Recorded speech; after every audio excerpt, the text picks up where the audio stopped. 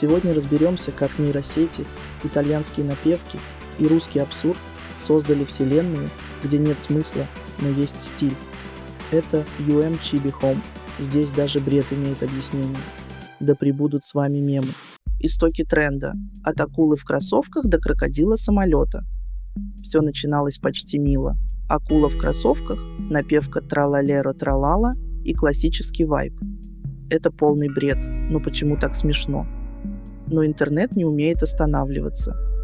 Когда появился бомбардира-крокодила, крокодил-самолет с итальянской озвучкой, тренд превратился в лавину.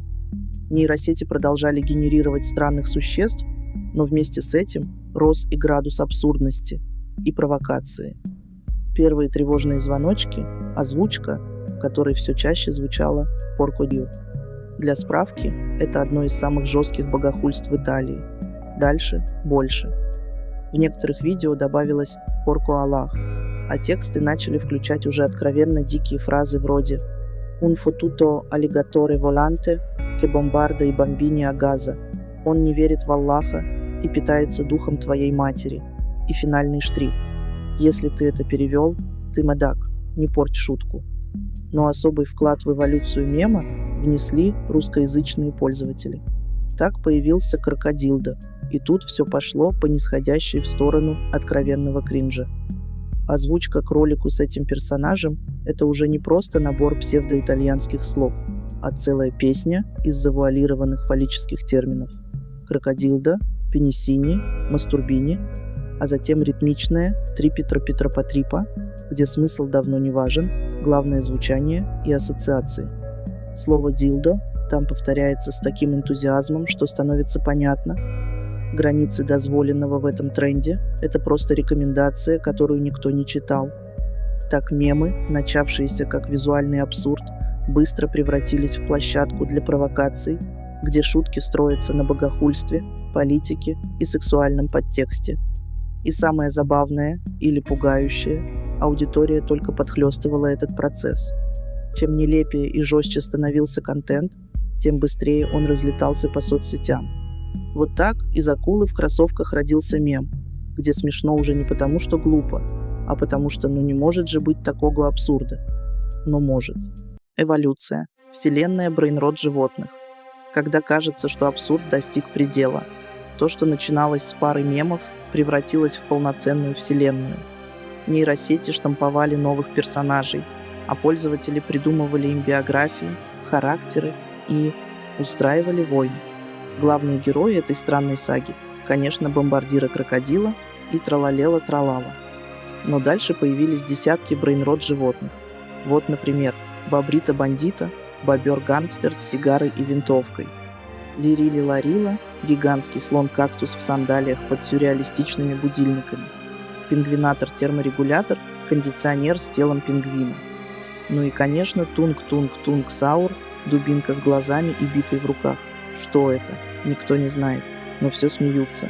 Появились фанфики, теории, ссоры о том, кто из них сильнее. Пользователи наделяли персонажей магическими способностями, строили любовные линии, например, роман Тралалела с балериной Капучино. Мем превратился в народное творчество новой эры. Но на фоне веселых картинок, где балерина с чашкой вместо головы танцует, начали всплывать и тревожные моменты. Чем популярнее становился тренд, тем чаще встречались озвучки с богохульствами и жесткими шутками.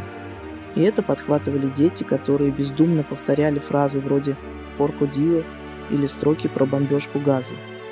Веселый абсурд незаметно перешел в зону, где шутки становятся опасными, особенно когда они маскируются под невинные мемы. Русские пользователи усилили этот эффект своими креативными вставками, вроде крокодилдо и прочих пенисини. В какой-то момент мемы перестали быть просто брейнрот развлечением и превратились в зеркало того, как легко границы допустимого размываются под видом шутки. И если взрослый человек еще может фильтровать такой контент, то подростки начинают копировать все подряд, не понимая, что за словами скрывается настоящий негатив. Так вселенная брейнрот животных стала не только символом нейросетевого юмора, но и поводом задуматься, а всегда ли глупая шутка остается просто шуткой. Культурный анализ. Почему нас это смешит? Почему мы смеемся, глядя на крокодила-самолет или дубинку с глазами? Почему повторяем «тралалера, тралала», даже не понимая, что это значит? Ответ прост и сложен одновременно. Это абсурд, доведенный до совершенства. В мире, где информационный поток давит со всех сторон, мозг жаждет перезагрузки. И тут появляются нейросетевые мемы. Бессмысленные, нелепые, лишенные логики. Именно в этом и заключается их сила. Они дают отдых от попыток понять и объяснить. Феномен брейнрота – это не деградация, как может показаться, а способ сбросить груз серьезности. Мемы вроде бомбардира крокодила работают по принципу «не ищи смысла, просто кайфуй». Это форма цифрового абсурда, которая отвечает духу времени, когда уставшие умы хотят легкого хаоса. Но вот где начинается проблема. За этим веселым бредом часто прячутся вещи, которые выходят за рамки безобидного юмора. Богохульство, токсичные шутки, политические провокации – все это подается под соусом иронии. Мол, это же просто мем. Но дети и подростки не всегда видят грань между смешно и опасно повторять.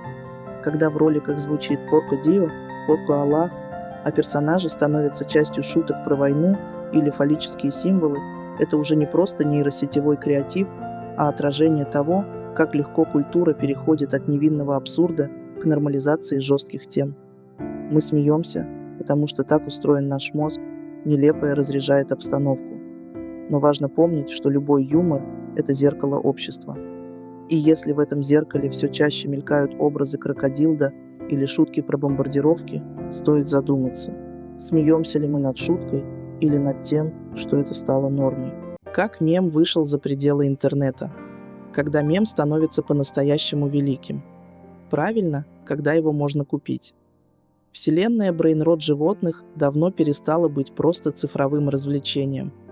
Как только бомбардира крокодила и тралалела-тралала набрали миллионы просмотров, в ход пошли футболки, худи и кружки с любимыми мутантами. Маркетплейсы быстро подхватили волну, и теперь балерина с чашкой капучино вместо головы может поселиться у вас на полке в виде фигурки. Апогеем стала акция от испанского KFC, где в детском меню начали предлагать игрушки с нейросетевыми персонажами. Абсурд? Да. Гениальный маркетинг? Тоже да. Мем, который родился из нейросетевой шутки, превратился в товар с реальной ценностью. Люди покупают кусочек брейнрота, чтобы не просто посмеяться, а быть частью этого абсурдного тренда. Это классический путь любого вирусного контента. Сначала мы смеемся, потом делаем аватарки, а через месяц держим в руках брелок с тунг-тунг-тунг сауром. И вот уже нейросетевой абсурд из TikTok стал частью офлайн мира, доказав, что в 2025 году даже полный бред можно монетизировать, если он попадает в настроение общества. Заключение. Мемы будущего – это абсурд и нейросети. Итак, что мы имеем? Мир, где крокодил-самолет с фразой «тралалеро-тралала» становится символом поколения, уставшего искать смысл. Где нейросети создают вселенные, а люди с радостью наполняют их абсурдом, шутками на грани и мерчем.